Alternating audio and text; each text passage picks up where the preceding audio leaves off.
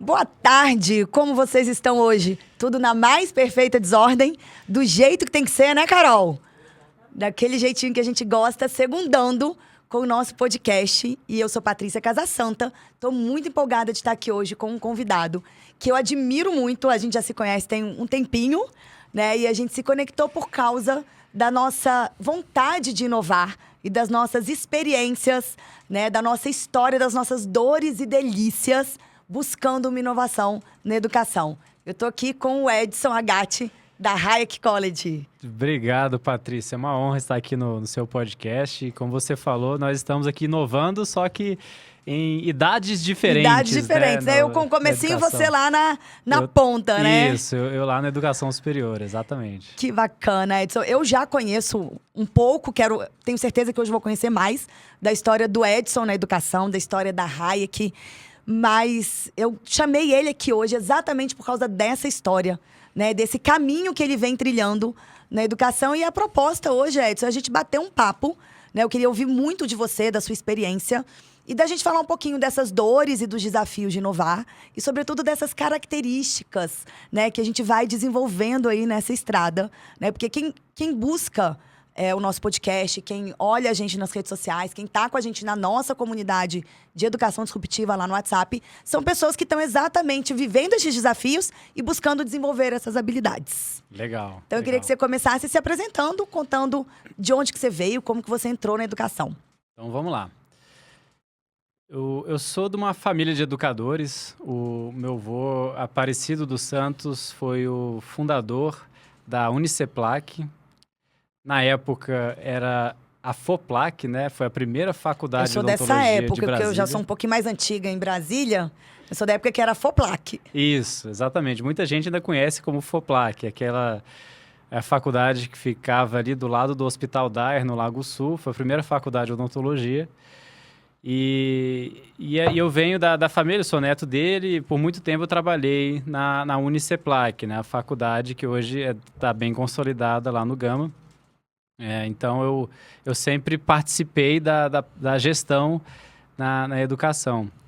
E aí, recentemente, eu decidi empreender e estou à frente do projeto chamado Hayek Global College, que é uma nova faculdade que inauguramos em Brasília. Ela começou em 2021, durante a pandemia. E a gente começou com o MBA online. E hoje estamos com uma graduação e com campus lá na Asa Norte. Cara, é muito bacana, gente. Ele vai contar um pouco mais da Hayek Global. Eu tinha esquecido do Global, mas isso é muito importante no nome. E eu acho que vocês vão ficar tão encantados quanto eu. Mas antes de você explicar um pouco mais, né, sobre a Hayek aí, eu queria que você dissesse, assim, de onde que veio essa ideia, né, de... eu tô aqui, porque a gente tem um pouco disso em comum, né? Essa história de já vir de uma família de educadores. Sim. Né? E de seguir os passos deles até um certo ponto, mas em alguma medida, em algum ponto, se descolar. Né? Não no sentido de deixar para trás ou de negar tudo que eles fizeram e o que a gente aprendeu com eles. Sim, mas de entender que tem um novo caminho. Como que isso veio para você? Eu acredito que em qualquer inovação, a gente tem que partir de um ponto já e construir em cima, né? A gente nunca cria as coisas do zero. A gente tem que começar de um determinado ponto. E foi assim com o que eu observei na Uniceplac, que eu vi que dava para fazer diferente. Muitas vezes nem melhorar, às vezes fazer diferente, né? Fazer alguma coisa como não era feito antes. Qual que foi a história? Eu estudei nos Estados Unidos quando eu tinha 18 anos. Eu era jogador de tênis e eu fui jogar lá na Flórida. Olha, eu não sabia dessa parte do jogador de tênis. Sim. Olha só. Eu queria ser profissional, né? Joguei tênis lá minha infância, adolescência toda. E para todo tenista que não consegue virar profissional, tem a opção de você estudar e jogar nos Estados Unidos. Pronto. Né? E foi lá para onde eu fui. Então, eu tive uma educação lá, eu fiz graduação e mestrado nos Estados Unidos. E voltei depois, fui para a Hungria ainda, tive uma experiência internacional lá. Sempre gostei bastante, né, desse negócio de ter contatos internacionais, conhecer gente de vários lugares. E voltei depois para trabalhar na Uniceplac, a empresa da minha família. Com o tempo também, abreviando a história, estava colocando a minha filha na escola americana. E aí eu tinha estudado na escola americana também, mas quando eu estava fazendo aquilo, ele me deu um clique, né? Que eu estava botando lá, falei, caramba, mensalidade cara pra caramba, tanta gente querendo botar aqui, o que tá acontecendo? Tem alguma coisa diferente acontecendo. O que tem aqui, né? O que tem aqui? Aí, pô, e ao mesmo tempo eu estava lá na Uniceplac e eu percebi, assim, que eu sempre tive vontade de internacionalizar, sabe, a Uniceplac, mas era muito difícil, porque os professores são todos brasileiros, né? A gente tem um público-alvo já cativo ali que atende ali. Eu fiquei com aquele negócio na cabeça, por que não uma faculdade internacional? Ao mesmo tempo, ao pensar na faculdade internacional, eu sempre tive a vontade de fazer diferente também, né? De sair um pouco desse conteúdo do ensino conteudista que existe muito na faculdade, né? Que é muito voltado para a prova, e fazer algo que realmente preparasse as pessoas para o mercado de trabalho. Eu juntei uma coisa com a outra, pô, por que não? Vamos fazer uma faculdade diferente, que une toda essa internacionalização, que dá as aulas em inglês, pega professor de todos os lugares e também ensina com uma abordagem prática voltada mesmo para formar profissionais para o mercado de trabalho, que prepara de verdade as pessoas, né? E daí que surgiu o projeto Hayek Global College. Cara, isso é muito legal. Você trouxe tanta coisa agora que eu gostaria de explorar. Então, vamos começar por partes, né? Eu acho que tem uma coisa que você trouxe e que aí eu me conecto muito, que tá bom, você estava lá na Uniceplac e, gente, assim, é uma faculdade reconhecida em Brasília, bem estruturada, né? Que tem um nome. Mas ainda assim, parece que veio alguma coisa que falou, né? Cara, não é só isso aqui. Não precisa ser só isso aqui. Que aí você juntou com uma história de vida, né? De ter morado fora, de ter feito universidade fora, de olhar para sua filha e dizer o que é que tem aqui nessa escola que é internacional, porque a escola americana é uma escola internacional. Sim. Né? E aí parece que te veio, né? Ok, então, o que eu posso fazer para além disso? Né? E é uma coisa que eu percebo, às vezes, a gente que vem de uma família de educadores e que a gente, de alguma forma, está dando seguimento ao que eles fazem, que até aqui eu vim nesta mesma estrutura. E se eu acho difícil inovar na educação infantil e no ensino fundamental, eu imagino que no ensino superior seja mais complexo ainda. Porque é uma burocracia maior, é mais tradicional, né? E tem mais exigências. Sim. Inclusive legais, de MEC, de tudo. Sim. Como que foi para você olhar para essa estrutura tão tradicional da sua família, né? E em qual ponto, assim, que você falou, cara, isso não me serve mais? Qual foi a dor ali que você falou, isso aqui, porque você colocou na sua fala, cara, não precisa ser assim. O que é que você olhou e falou, isso não precisa ser assim? Vamos lá, tem um ponto aí que no ensino superior, principalmente por causa do MEC, as faculdades tendem a primeiro olhar o que é para ser feito no MEC, para depois entender como que eu vou encaixar aquilo ali no meu projeto pedagógico. Então, você tem uma checklist imensa de coisas que você tem que fazer lá, e é complexo, é chato, você tem que realmente seguir aquelas regras, né? E aí as faculdades tendem a olhar para o MEC, olhar para o projeto pedagógico que aparece lá nas diretrizes curriculares nacionais, aquele negócio todo lá, ver o que eu tenho que fazer na ENAD, para depois falar, tá, a partir disso aqui, o que eu posso fazer?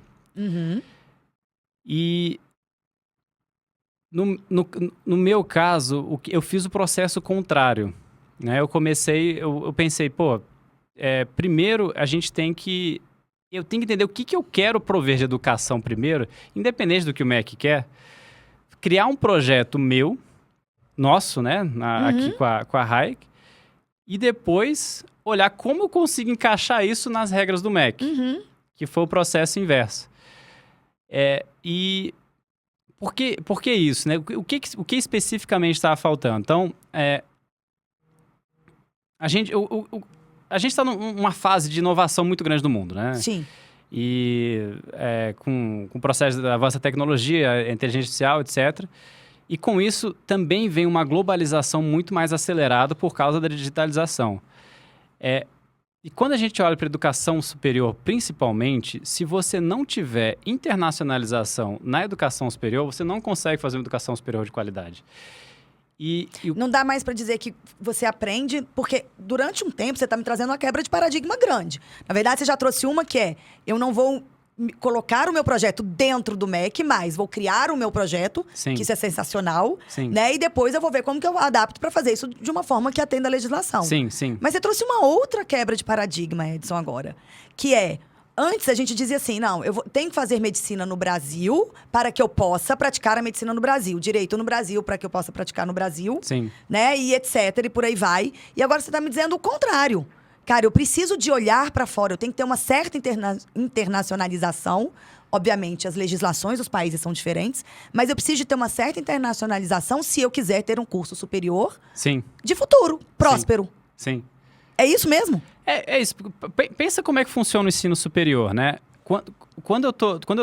As pessoas os pais tendem a procurar ensino bilíngue internacional quando a criança é pequena. Uhum. E é muito comum depois de largar esse ensino lá para o ensino médio para ir para a faculdade, para procurar uma faculdade tradicional.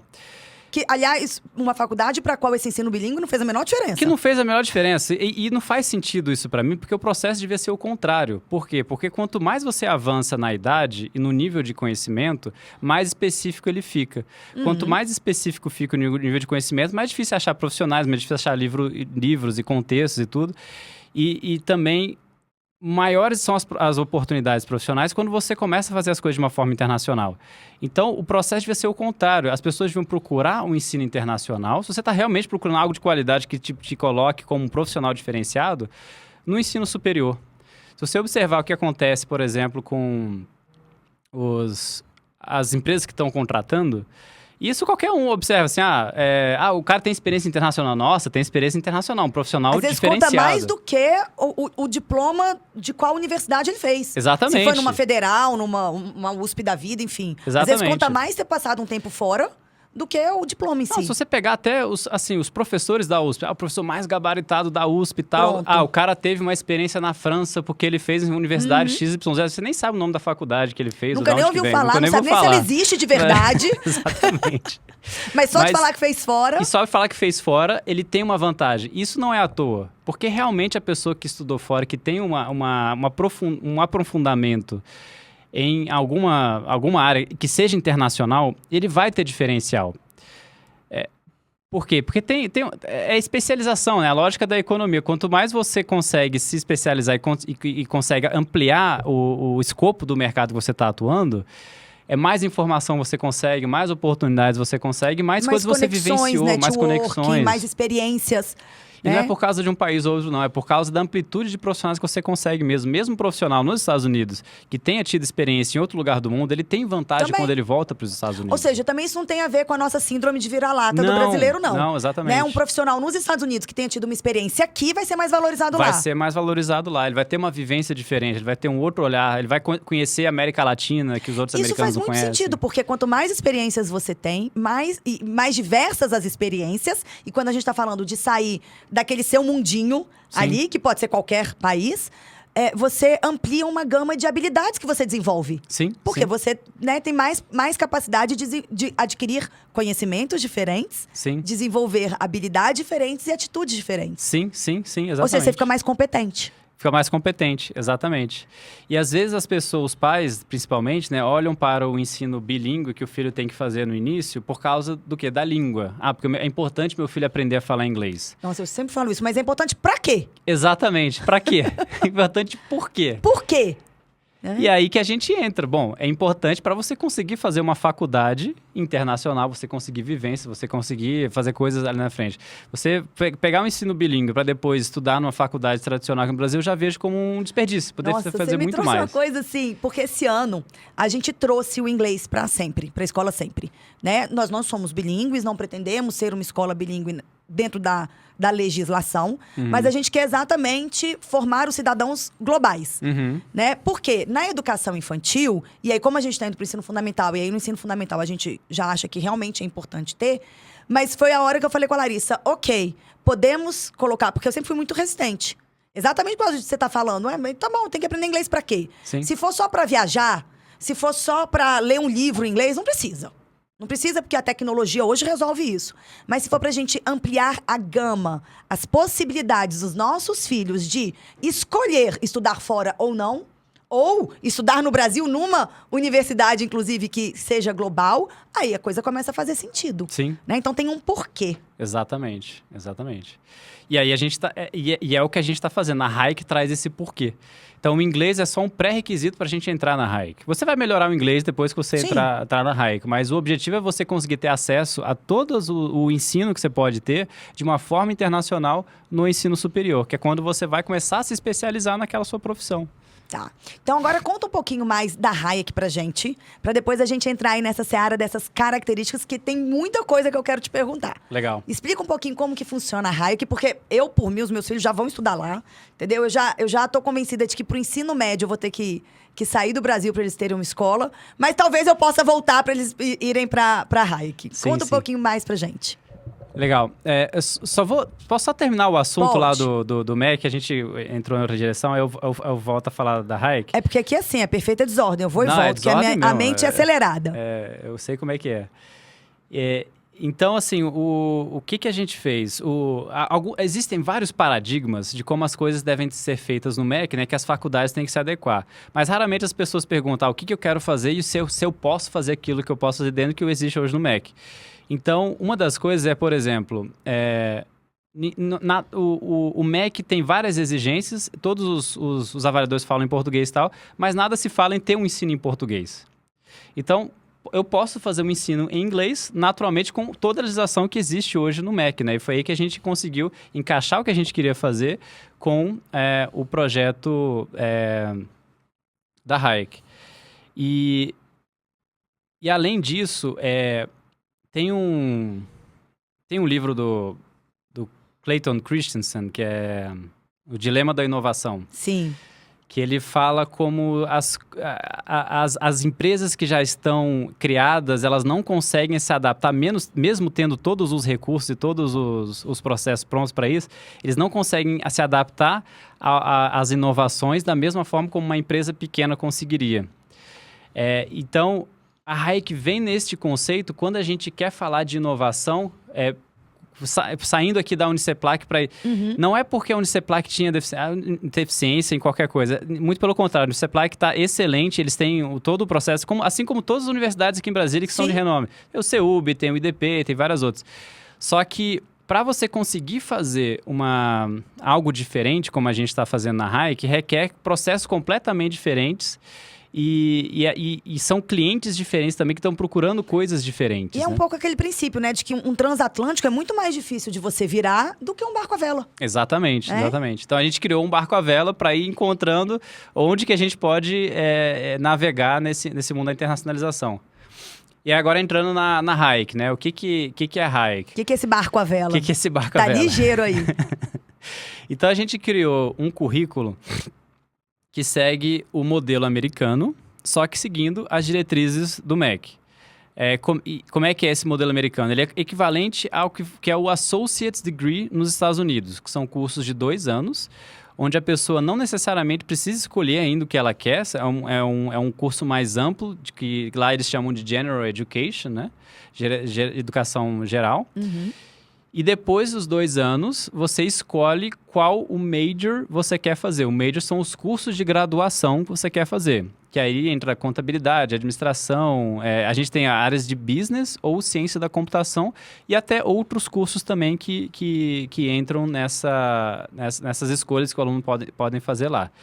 E aí a gente pegou e adaptou esse currículo do Associate's Degree para um curso tecnólogo no Brasil. Então, os 2 primeiros anos, que esse geral, seria uma coisa no nível de tecnólogo que já tem um nível superior, inclusive. Exatamente, que ele já sai com um curso superior. Com 2 anos. Com 2 anos. Dali ele já pode fazer um mestrado no Brasil. Só que lá nos Estados Unidos é equivalente a um Associate's Degree. E dali para frente ele continua os estudos dele em faculdades parceiras. E a gente fez parceria com algumas faculdades lá nos Estados Unidos que aceitam esses créditos. Ele continua lá e termina o bacharel lá nos Estados Unidos. Isso ele precisa de estar presencialmente lá ou ele faz online? Presencialmente, ambos. Ambos são presencial. Ou seja, faz presencialmente aqui em Brasília. Isso. E faz presencialmente lá nos Estados Unidos. Isso é muito bacana. Porque aí você tem toda essa vivência, porque só fazer online daqui para lá não traria essa vivência, essa experiência de morar fora, de repente fazer um estágio fora, né? Exatamente. Porque ela também deve ter essa prática. Tipo estágio. Sim, muito, tem muito. As faculdades, todas as parceiras lá, a gente escolheu justamente as faculdades que têm uma metodologia mais próxima do que a gente está procurando, né? Então, por exemplo, tem a Alfred State, que faz parte do sistema SUNY, lá em Nova York. Eles têm uma metodologia, eles são especializados em tecnologia e tem uma metodologia muito prática que os alunos... eu fui lá, por exemplo, uma vez, tinha um grupo de alunos lá tentando hackear um outro grupo que estava fazendo um firewall de cibersegurança. Legal, lá. é bem mão na massa. Bem na massa. Aí o diretor falou, mostrou, o pessoal tá hackeando aqui, eles ali, estavam tudo concentrado ali, botando negócio. E, inclusive, essa universidade, ela ganhou um torneio daqueles hackathon que eles fazem lá, em que tinham alunos das universidades como MIT e Harvard. Então, foi super mão na massa. E lá eles moram dentro da faculdade e estão em contato direto com a indústria, né? Toda hora vão empregadores lá, fazem feiras de empregos e tal, para recrutar os alunos que saem dali.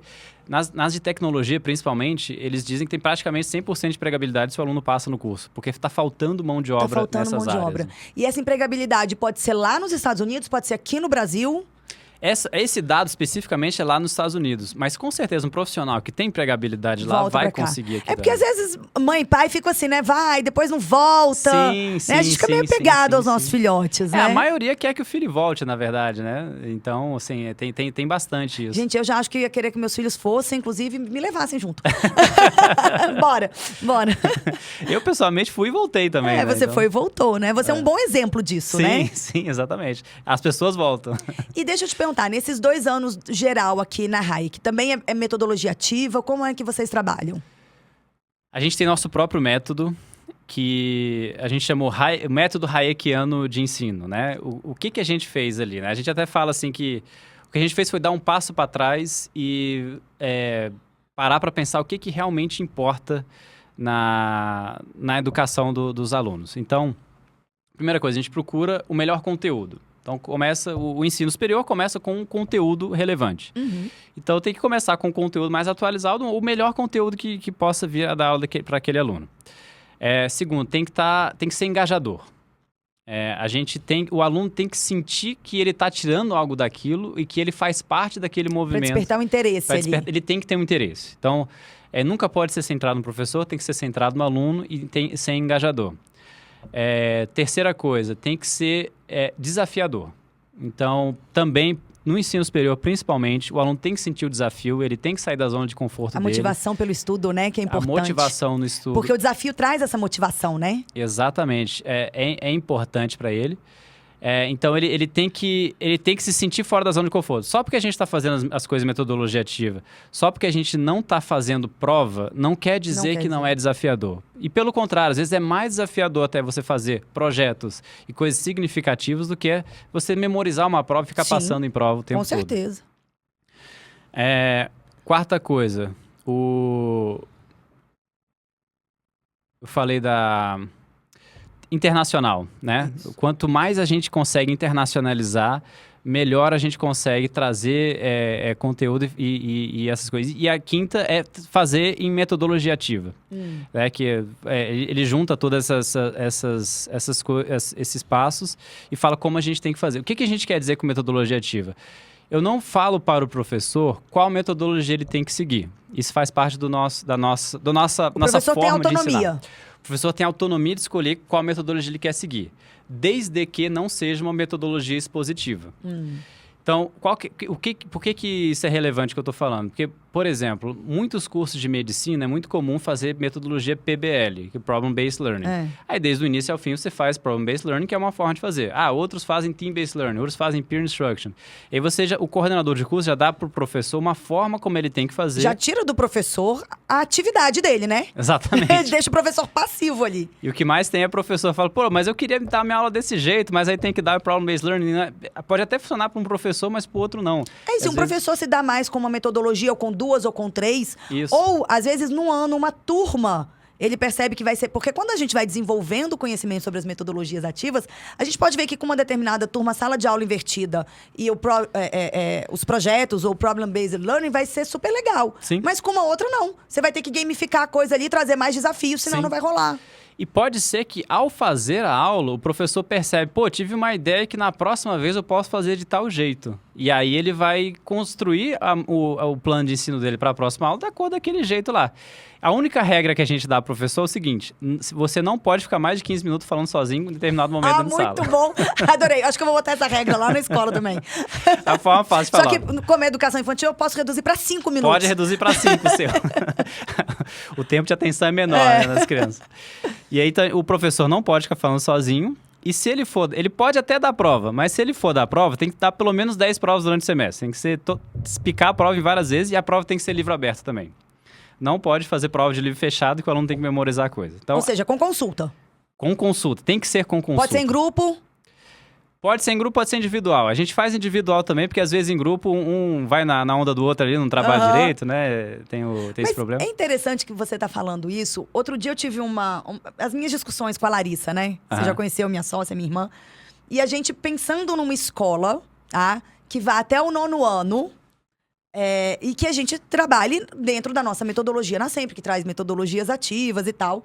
E a Larissa virou pra mim... Seria uma escola sem sala de aula, né? E a gente tá... assim, sonhando e pirando nas ideias. E eu piro muito nessas coisas. E ela falou, tá, mas e quando o professor tiver que dar uma aula expositiva? Eu falei, quem disse que ele vai dar uma aula expositiva? Então, às vezes, até pra gente que tá dentro da educação, porque, veja, a Larissa tá ali, tá na educação, ela é visionária, ela é inovadora, mas até pra ela...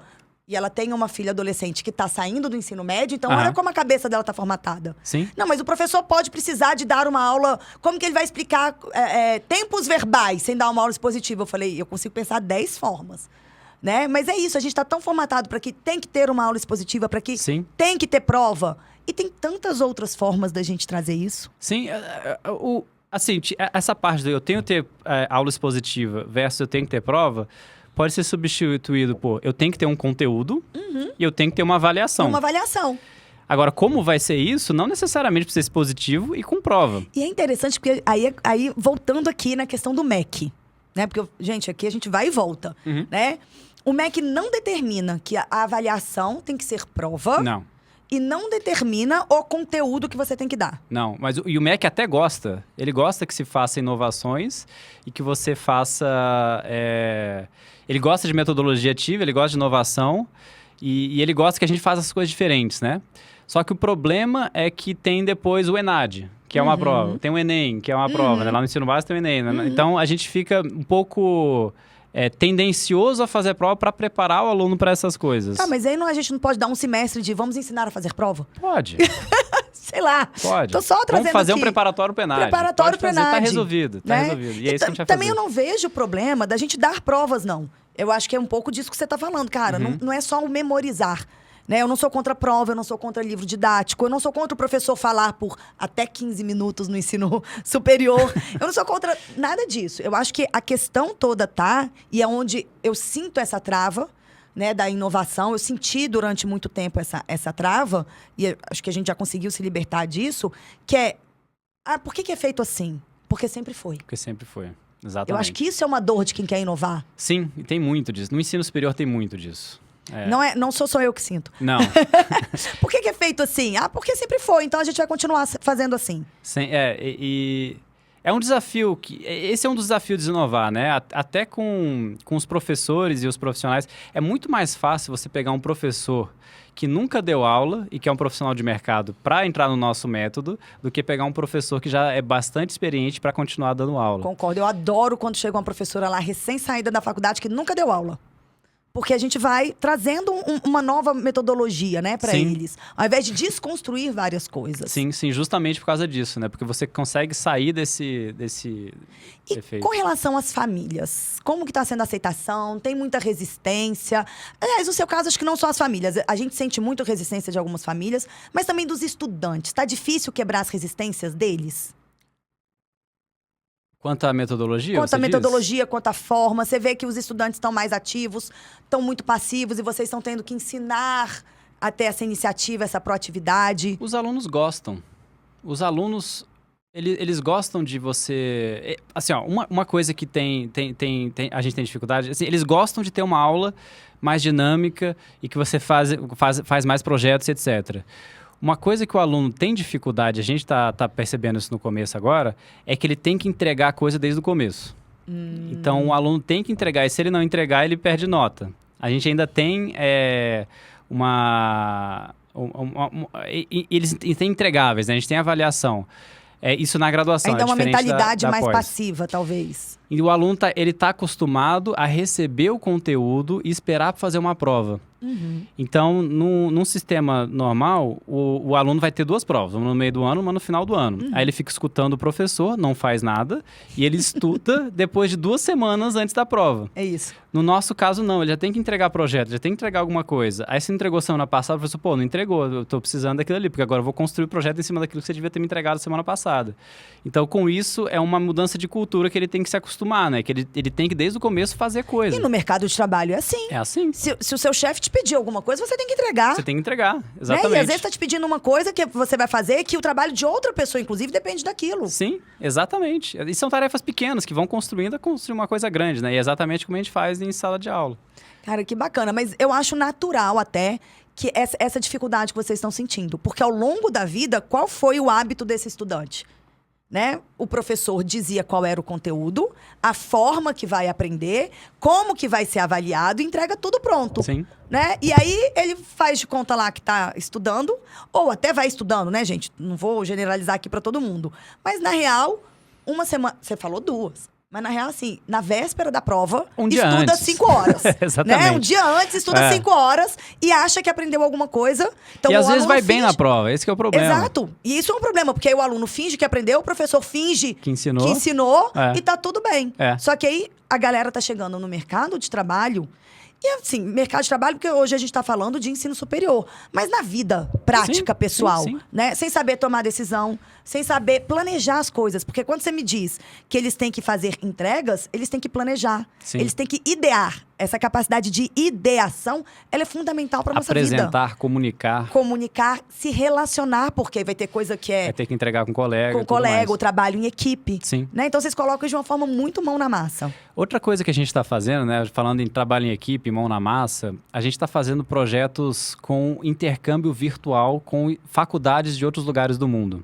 Que bacana. E essa é uma inovação que a gente está trazendo não só a nível de Brasil, mas a nível internacional também. A gente não viu nenhuma faculdade que está fazendo isso da intensidade na forma como a gente está fazendo. Como é que é um intercâmbio virtual? Ele é chamado de COIL, né? Existe já um movimento disso entre universidades em volta do mundo. No COIL, a gente pega uma turma daqui de Brasília e uma turma lá da Índia, por exemplo. A gente tem uma parceria, eu sou professor de uma disciplina chamada Guided Aspiration Quest, que vai fazer um COIL com uma universidade lá de Nova Delhi. Qual que é o nome da disciplina? Guided Aspiration Quest. Tá, agora traduz pro pessoal que tá ouvindo a gente. Traduz não, porque não tem uma tradução É uma literal. jornada aspiracional para o... Guiada, né? Guiada, isso. Ah. É uma disciplina diferente essa, né? É uma disciplina que a gente está Vocês trazendo... aceitam aluno especial? Quero fazer essa disciplina. Aceitamos, vamos embora. Mas como é que funciona a disciplina? A gente primeiro entende qual que é a aspiração do aluno, onde que ele está querendo ir, porque todo mundo com 18 anos mal sabe o que quer fazer da vida, né? Sim. Dificilmente a pessoa sabe exatamente o que ela quer fazer da vida. E aí, a gente vai botar os alunos para entrevistar alguém num podcast que já chegou num nível que essa pessoa queira chegar na carreira, e ela fazer um plano individual de aprendizagem para ela e vai buscar implementar isso durante o semestre, com o ensino próprio dela. Então, ela mesma vai buscar o conteúdo e todo mundo vai estar ali meio que como um mentor, um tutor. Exatamente. Eu não estou trazendo conteúdo nenhum para essa aula. Eu sou só um mentor que está trazendo o conteúdo que a própria pessoa vai buscar. Essa é a única disciplina que a gente não está trazendo conteúdo, né? Uma disciplina que a gente traz a inovação de verdade. De verdade, digamos, né? porque aí o conteúdo vai dentro daquilo que o estudante escolheu. Exatamente. Daquilo que o estudante Porque escolheu. veja, gente, vai ter conteúdo, eles vão aprender muito. Só não vai ser um conteúdo técnico, exclusivo, igual para todo mundo. Exato. Porque isso é um problema vai ser que eu conteúdo vejo. personalizado. Personalizado. Exatamente. E o aluno vai atrás daquilo que ele mesmo se colocou. E qual que vai ser a entrega que o aluno vai fazer? Ele vai ter que se prontificar. Ele vai fazer um plano para ele mesmo. Então, um plano vale nota. Ele vai ter que fazer um perfil no LinkedIn dele, aquele perfil no LinkedIn vale nota. E aí o podcast vai valer nota e depois, semana após semana, ele vai ter que mostrar o que ele construiu baseado naquilo que ele mesmo se propôs a fazer. E se ele não entregar, ele perde inclusive. nota. E com evidência. Então, gente, olha, tem nota. É importante ter. E é importante, porque o aluno tem que ter um incentivo. A nota é um feedback, inclusive. É um incentivo, é um feedback. Exatamente. Né? Se eu tirei 5 é porque eu preciso de melhorar ainda. Exato. Né? Pra poder alcançar aí. E vale mencionar, assim... A nosso método com o uso de notas na graduação está diferente do que a gente estava fazendo no MBA. No MBA não tem nota. Então a gente nem usa o sistema de notas e o aluno entrega. Por que a gente fez dessa forma? Porque a gente tem percebido que é mais difícil a gente conseguir incentivar o aluno. Não sei se isso vem do ensino, do ensino médio, o que é, mas tem sido mais difícil a gente incentivar o aluno mais novo do que o aluno já formado, se não usar o sistema de notas, entendeu? Então, por isso que a gente ainda usa o sistema de notas na graduação. Mas é isso, se você for parar pra pensar... eu posso ser cancelada pelo que eu vou falar agora, mas eu vou falar mesmo assim, tá? Se você for parar pra pensar, hoje, o sistema de notas no ensino fundamental... Eu vou dizer do ensino fundamental 2, que o meu filho mais velho tá no ensino fundamental 2, e no ensino médio, é a cenoura do burrinho, né? É isso, né? Você tá ali vendo, visualizando uma cenoura, tentando alcançar aquele 8, 9, 10... que é o que vai te motivar a estudar para aquela prova. Isso. É a cenourinha. E aí você passa, sei lá, de repente, 4, 7 anos da sua vida estudando assim. É claro que você vai entrar numa universidade esperando a mesma coisa. Esperando a mesma coisa. E se não tiver, dificilmente ele vai fazer alguma coisa. Isso foi uma coisa que foi muito desafiadora para mim na minha universidade, sabia? Eu estudei no CEUB, né? Que já era de renome, era o segundo melhor curso, se a gente colocar que o da UNB era a nota mais alta na época, de psicologia, né? Só que eu já tinha feito magistério. Eu já trabalhava. Então, é isso. Eu já tinha uma experiência de vida, de trabalho. Eu trabalhava desde os 14 anos. Entrei na universidade com 19. Então, tinha 5 anos aí que eu trabalhava. Né? Eu sabia que não era só uma nota. E eu entrei, era... sei lá, acho que os 2 primeiros semestres, talvez 3 semestres, aquela mentalidade ainda que a gente falava na época, mentalidade de segundo grau. Sim. Né? Eu só faço se o professor mandar. Sim. Né? Então, o professor mandava ler texto pra gente discutir em sala, ninguém chegava com o texto lido para discutir. Sim. Tinha que ler o texto na hora. Teve uma vez que eu saí de sala, eu falei, professora, senhora, me desculpe, eu já li o texto. Né? Eu era envolvida com o movimento estudantil. Sim. Estão precisando de mim no DCE. Sim, e fui-me embora. Porque era isso, assim, essa coisa de vamos ler texto, cada um lê um parágrafo. Igual eu fiz no meu ensino fundamental. E voltando naquela história do conteúdo expositivo versus simplesmente ter um conteúdo, qualquer conteúdo expositivo que o professor dá em sala, ele pode dar como dever de casa. Com certeza. Eu tenho que preparar o aluno para ver tal e tal coisa. Faz um vídeo, então, dá um livro para ele ler. Ele lê antes de chegar em sala. Sala de aula invertida tá aí para isso. Né? E eu ainda pediria para trazer em forma de mapa mental ou um vídeo gravado. Sim. Né? Eu não quero que você venha aqui falar para mim, não. Já me traz a coisa pronta. O aluno pode pular a parte que ele já entende e tal. Claro. Já põe 2x lá, ele vê mais rápido o professor. Vai mais rápido. Agora, Edson, bom, eu acho que a gente vai ter que voltar aqui outro dia para poder falar mais das características da inovação. Mas eu queria destacar 2 características aí para mim, que são muito fortes, que eu percebo, né? Que seria a coragem de inovar, que eu acho que você teve uma coragem absurda. O mais fácil para você era continuar na sua zona de conforto. Você já estava ali garantido. Né? Então, essa coragem para inovar. E eu destacaria também essa coisa da mentalidade. De olhar por outros ângulos, né? E pensar, por que não? Né? Esse questionamento. Né? E de onde você vê... Assim, você sempre foi corajoso ou isso foi algo que você desenvolveu? Tanto a coragem quanto essa capacidade de questionar. Acho que ninguém nasce corajoso. A gente vai desenvolvendo isso ao longo da vida. A parte da coragem, eu consigo lembrar de 2 episódios assim, que me marcaram bastante, né? Que um é... o próprio tênis. Então, você fazer um esporte na infância, na adolescência, especialmente no nível competitivo, você desenvolve a coragem de errar. De errar, de assumir um risco. A coragem da vergonha de não ter jogado bem, a coragem de perder, né?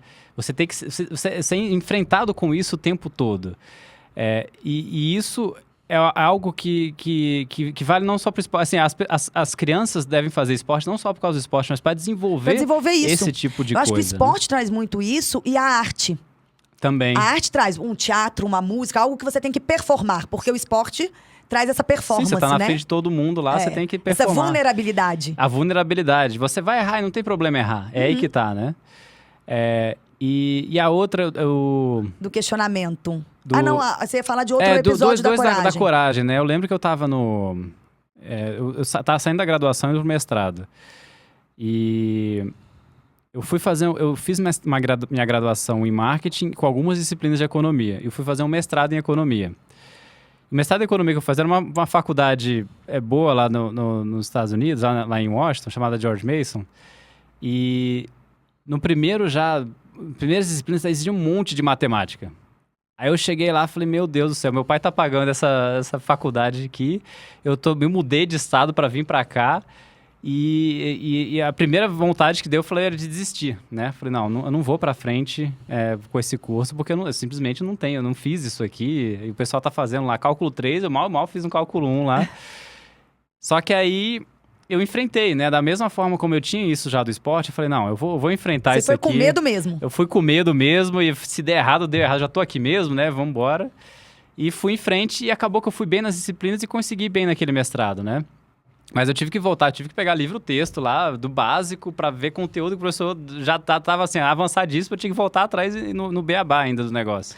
Ainda tem aí uma capacidade de aprender sozinho, que eu acho importante. Sim. Pra gente que quer inovar, inclusive, porque você não tem um caminho pavimentado, né? Sim, exatamente. A gente tem que ir abrindo no facão e pavimentando. Exatamente. E ocorreram muitos obstáculos na construção da Hayek, que voltar atrás nesses episódios da minha vida fez muita diferença, né? Que eu olhava para aquilo, toda hora surge um obstáculo diferente quando você está criança, você deve saber disso. Uhum. Na escola sempre tem alguma coisa, sempre vai dar errado. Sempre. Você tem uma certeza do negócio é que alguma coisa vai dar errado, alguma coisa importante vai dar errado. E você vai ter que encontrar um caminho, né? Eu falo que essa coisa de inovar e nesse processo de criar, de sair do zero, de romper padrões, é mais ou menos como uma criança pequenininha na arrebentação do mar. Sim. A hora que você tá firme, que a criança tá firme, vem uma onda e derruba. Aí ela vai levantando de novo, vem outra onda e derruba. Né? E eu tô lembrando até de um episódio que foi o clique para eu ir, para decidir sair da Uniceplac e ir para Hayek. Eu tava vendo uma palestra do Bruce Dickinson, que era o vocalista da Iron Maiden. Você conhece o Bruce Dickinson? Sim. Ele tava fazendo uma palestra de empreendedorismo aqui na Campus Party, que era um evento da Uniceplac. Eu tava lá de curioso vendo a palestra dele. E aí ele tava citando algum pensador que falou uma frase, algo do tipo: todo crescimento é um pulo no escuro. Que para você crescer de verdade, ele tava falando isso da trajetória da própria vida dele, quando ele saiu do Iron Maiden e voltou. Que para você crescer de verdade, você tem que ir para um lugar desconhecido que você não sabe para onde vai dar. Eita, é isso mesmo. É isso mesmo, é um salto de confiança, de fé. E aconteceu muito comigo nessa trajetória, né? Um salto de fé que você não sabe, aí, agora você tá sem equipe, sem nada, como é que eu vou fazer sem toda a estrutura que existia num outro contexto, e agora, para onde que eu vou? E o crescimento só sai depois que você consegue vencer esse desconhecido. Cara, que bacana. Edson, nosso tempo tá acabando. A gente vai voltar, a gente vai fazer a parte 2 desse podcast, porque eu ainda tenho muita coisa para conversar com você. Vamos, tem muita coisa. Mas eu queria destacar realmente aqui, assim, essa sua coragem e ousadia, né? E essa mentalidade, que eu acho que foram sensacionais, né? E deixar aqui meu respeito e minha admiração, né? E te agradecer por estar aqui. E eu queria que agora você deixasse suas redes, contato, para o pessoal poder se conectar aí com você, conhecer mais da Hayek, dessa proposta tão bacana. Com certeza. Para saber mais da Hayek, entre lá no nosso Instagram, @Hayek College, ou procure no Google, né? Hayek College, Faculdade Hayek, que você vai encontrar a gente. Hayek é com H no início e Y, né? H-A-Y-E-K. Pronto. Se procurar no Google Faculdade Internacional Brasília, vocês também acham a gente, né? Já tá lá. Meu contato pessoal, a forma mais fácil é procurar no LinkedIn, para quem tem LinkedIn, eu sou bem ativo no LinkedIn. Ou tem também o Instagram, no Edson Agatti, tudo junto. Bacana. Obrigada, Edson, pela presença. Obrigado, foi uma Patrícia. honra estar com você. A gente vai continuar o nosso papo. Já fica aqui a promessa. E aí, se quiserem conectar comigo, eu tô no Instagram, no LinkedIn, como Patrícia Casasanta. E temos também as redes da Escola Sempre e da Sempre Educação Disruptiva. Gente, foi um prazer. Estourando aqui um pouquinho meu tempo, mas é por um motivo justo, tá? E a gente volta daqui a 15 dias com mais um podcast Perfeita Desordem.